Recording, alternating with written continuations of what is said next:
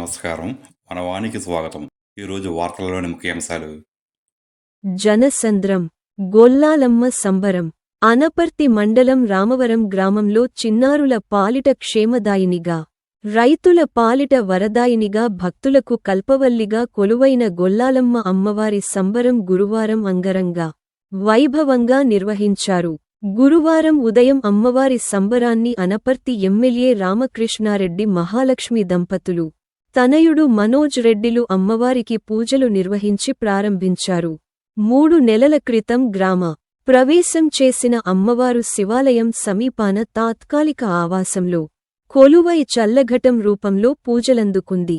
గ్రామస్థులు ప్రతి 2 ఏళ్లకోసారి ఇలా అమ్మవారిని పల్లెకు తీసుకురావడం ఆనవాయితీ. సంక్రాంతి రోజున అమ్మవారికి జాగారం, కనుమ రోజున నైవేద్యాలు, ముక్కనుమ రోజున సంబరం నిర్వహించి తిరిగి సాగనంపుతారు. గురువారం మధ్యాహ్నం అమ్మవారికి గ్రామోత్సవం జరగటం ఆనవాయితీగా వస్తుంది. దూర ప్రాంతాల నుంచి కూడా భక్తులు భారీ సంఖ్యలో తరలివచ్చారు.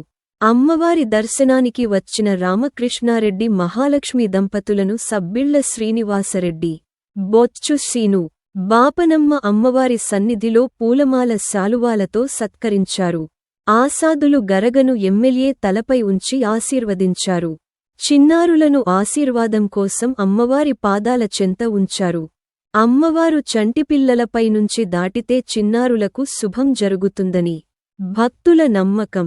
సల్లఘటం రూపంలో ఉన్న అమ్మవారి దర్శనానికి భక్తులు విశేష సంఖ్యలో హాజరయ్యారు. పసుపు నీళ్లతో అమ్మవారి కాళ్లు కడిగి వడపప్పు, చలిమిడి నైవేద్యాలు పెట్టారు.